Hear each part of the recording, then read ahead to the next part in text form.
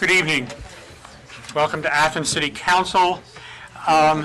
This is a regular meeting for Athens City Council. It's the first time that we're meeting at 7 o'clock for these regular meetings. It was 7:30, and we voted not too long ago to move them to 7 o'clock, so all of our meetings will be at 7. Then I won't have any idea what's going on, but that's nothing new.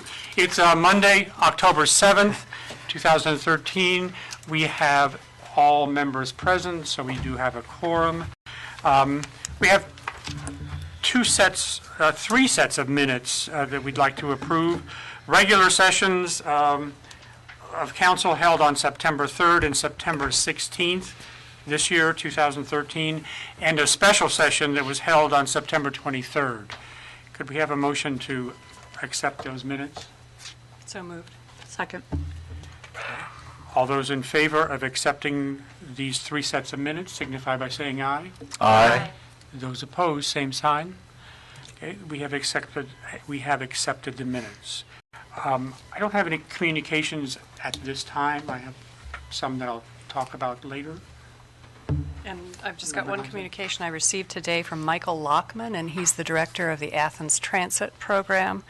And he's announced that there's going to be an 11-day free ride promotion from October 14th through 24th. Homecoming to Halloween is what they're calling it. So check out, I know there are a lot of new bus signs all around town that Transit has been putting up, and there are more, I think, more frequent routes, and some of them have been expanded. So good time to try it out for free. What were the dates again? October 14th through 24th. Homecoming to Halloween. Thank you. Reports and communications from other elected officials. Mayor Weil. First of all, thank you, President Sands, for standing in while he's gone. Glad you had a fun time great playing time. mayor, because I enjoy it myself. A couple items, of course. One is that there will be Columbus Day. The offices will be closed. You guys will not be meeting next Monday. I think we reschedule it. I think you're not having one Tuesday either, right? Right, that's one of the things we'll talk about later. Okay. There is no trash or recycling delay for that week, so therefore everybody will be on a regular schedule next week. Other things going on is there will be observance of Arbor Day, Friday, October 18th at 1 p.m. This will be at the intersection of Elmwood and Watts. We're going to be doing some tree planting, mulching, and basically a celebration of our Arbor Day status. Third thing, let's see. Oh, actually, four things. Next thing is, of course, the leaf pickup schedule should be on the web by now. So if you're ready to get your leaves picked up, pay attention to it. Go to the city website. It should be a PDF. See when it starts, which I think is the first one will be October 15th. And it looks like the Far East Side and the Near East Side. Last, safety team recruitment for Halloween. We'll be scheduling for that, of course, safety teams for the October 26th Halloween block party, which I think you know about. If you want to join or are interested in it, contact my Deputy Service Safety Director, Ron Lucas, at 592-3340. And that's all I really do have, I think. I think I've covered everything. I'm not sure because I've been gone for the week. So. Mayor, what time is the Arbor Day 1 celebration? p.m., I believe, although I think the intersection will be closed slightly earlier because they'll be planting 2 trees and have to dig a hole. Let's see. So there'll be activities happening. And of course, there's a homecoming parade happening too. I'd be remiss if I didn't mention that. Let's see, shut down the Saturday. intersection at Elmwood and Watt at 11:30. Is it Friday or Saturday? Saturday. Was the Arbor Day Friday, the 18th? Yes. Okay. And Saturday, the 12th, is homecoming, which is this Saturday. Yes. It's a fun-packed It's all moving too fast. fall. And speaking of which, with the parade, is the parade route going to be the same as it was last year for street closings? Last I heard it is. I could not, went up West Union, roundabout, Yes. yes. I think it's the same. Okay. Any other questions? Yeah, that's it. Okay, Auditor Heck. No report. No report. Law Director Lang. How about no report tonight, Mr. President? Okay. We've heard from all the elected officials who are present tonight. We'll move on for ordinance for third reading. We have one ordinance, ordinance 10313, an ordinance amending ordinance 12212, adopting a fringe benefits package for non-union personnel, introduced by Councilmember Nisley. Thank you, Mr. President. I move adoption of 10313. Second? And this particular ordinance brings the non-exempt employees language about comp time payout so that it's more in line with the other contracts. It will have an annual payout. And we will make an effective date of October 1, 2013 for that compensatory time, that new language takes effect. So in other words, it will be paid out every year.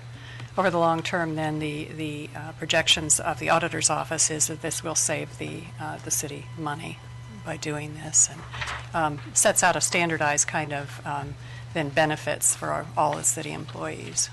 Yes, all the union contracts have this. They have annual payouts in their contracts. And one of the main reasons we have this, we looked at it and asked for this, is because we have people who've worked for the city for a long time who've accumulated comp time. Some of them can't even earn it anymore because they've moved up in their positions and they don't qualify for comp time. When they get paid out, when they leave, retire, move on, whatever, they get paid out at their current rate. And so we looked at it, and there are people who are getting thousands of dollars more by getting paid out now because they haven't even been able to earn comp time for 10 years. And so that would be the non-union people who are no longer eligible. Then the union people would be, the non-union people would be in line with the union people for annual payouts, which has worked well over the years. But that way people are getting paid out at their current rate and not hanging on to it and getting paid at a much higher rate. Yeah, there's one person that's getting over $5,000 more than what they might have, another one getting $2,000 more than if they'd been paid out at the time they were no longer able to earn it. It's just been sitting on the books. So I think it will save the city money in the long run. Questions? All those in favor of ordinance 10313 signify by saying aye. Aye. Those opposed, same sign. Ordinance 10313 is adopted. And we'll move on to ordinances for second reading. Ordinance 11313, an ordinance granting the renewal of a revocable license to John Wharton, owner, 70 North High Street, to allow a fence on the city right-of-way. Ordinance 11413, an ordinance granting variances from the Athens City subdivision regulations for two parcels located within the 3-mile limit at 63 East First Street, The Plains, Ohio, to allow a minor lot split. Ordinance 11513, an ordinance accepting the petition for annexation. Mr. President? There were some questions about this last week, and Mr. Lang, Law Director, thank you, was reviewing this. Would you like to talk about it now, or would you like to wait until? I was going to say, yeah. we may want to wait until we have a little more information. Long story short, we've looked at some documentation. We seem to have some conflicting documentation as to whether or not the property line is actually north of Ridgeview or is actually at the center line, which seems like a very minor distinction, but it may have some legal consequences. So I spoke today with Andy Stone, who is talking to the county to try to get that question answered. Worst case scenario, we may have to have a survey completed, but hopefully it won't get to that stage, and we can just go ahead and move forward. But we're still trying to get the right answer to that question, and we'll certainly have that information before third reading. Right. Yep. And I would like to remind people that there is a public hearing on that before council at 7 o'clock on the 21st of October. So. Just one question. You didn't mention trustees. I wondered if they needed to be in the loop, or does the county? It depends on the answer to that question, frankly. What we're trying to determine is whether Ridgeview, where it's right at those two parcels that are in question, whether the township owns that in fee simple or whether that is, they simply have an easement for that. If it's just an easement, then we probably have a contiguous property. If they own it in fee simple, that may be a complication that we'll have to find a way to work around or involve the trustees in some capacity. But one way or the other, we'll find a way to get this done. Thank you. And we have another ordinance with regard to this same area, Ordinance 11613, an ordinance designating the zone for the annexation area proposed at 2 Ridgeview Drive.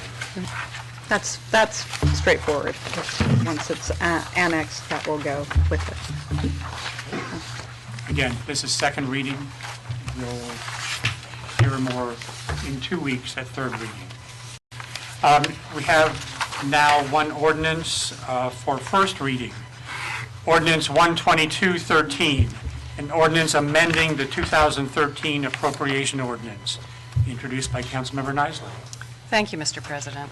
This particular appropriation ordinance will be designating some funds for end-of-the-year expenses for certain departments within the city, and so there are 3 parts to it.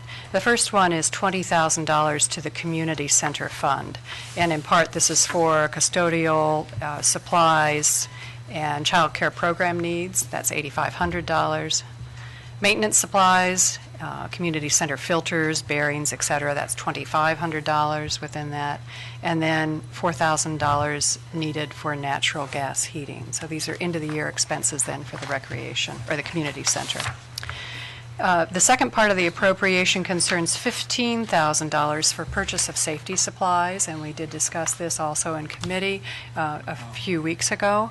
And these are for purchases of defibrillators and replacement batteries and pads, as well as a panic button system at the community center.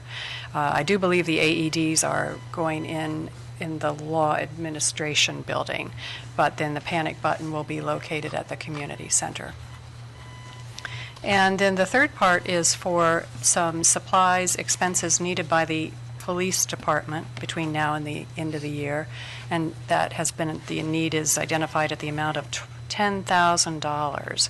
And the police chief, in conversation with the auditor and the service safety director, has verified that there is an unencumbered balance in the parking enforcement fund.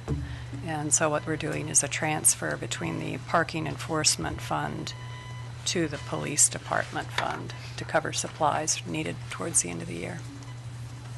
Yes, Auditor Hecht. I was just going to add something to what you mentioned before that, but this is, this last one is all in the general fund, but because it's a different account code going from one department to another, as you know, we have about 11 departments in the general fund. That's why we put it in the ordinance as far as decreasing and increasing, no additional appropriation.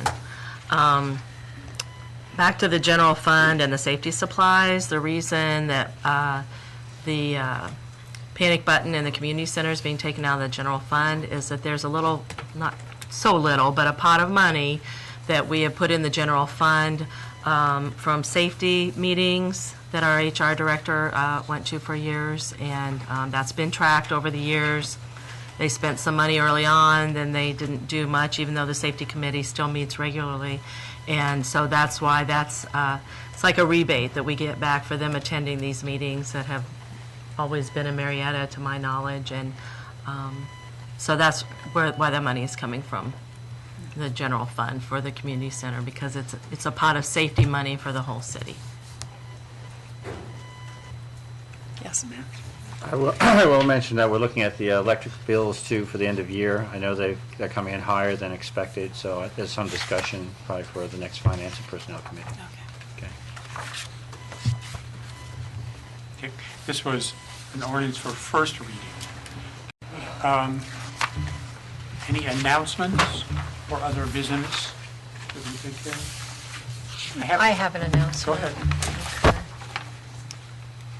Did you have an announcement too on a meeting? No? No, I'm Okay.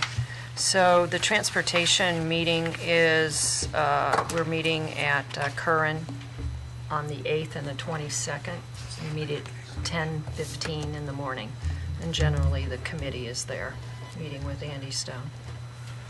I'm sorry, Michelle. 10:15, Okay, and that was what day? What were the dates again? the 8th and the 22nd, Thank you. just as a reminder. Did you have something? No. Okay, I did have an announcement. Again, the mayor mentioned that next Monday is Columbus Day. The city will be closed. We won't have regular session of city council. And we're going to bypass moving the council meeting to Tuesday afternoon and suggest that council members and all audience members go to the community center for an informational meeting on the subject of electric aggregation, which will begin at 6:30, run till about 8 o'clock. The issue will be both on the city of Athens and Athens County ballots in November, so it behooves us all to learn about these issues. Mayor Paul Weil, Commissioner Chris Shamil will present information about the proposal. The public will be welcome to ask all kinds of questions, provide comments. This meeting is being sponsored by the Athens County League of Women Voters. Again, we will not be meeting Monday or Tuesday here in these chambers, but we're suggesting that council members and all interested citizens attend the meeting at the community center on Tuesday, October 15th from 6:30 to 8 p.m. Regarding electric aggregation. That's all my announcements. Any other announcements? Okay. Now we have an opportunity for citizens to speak on legislative items and services that were not covered on the agenda. Short meeting tonight. Anybody feel like speaking? No? Then we will adjourn 7:16.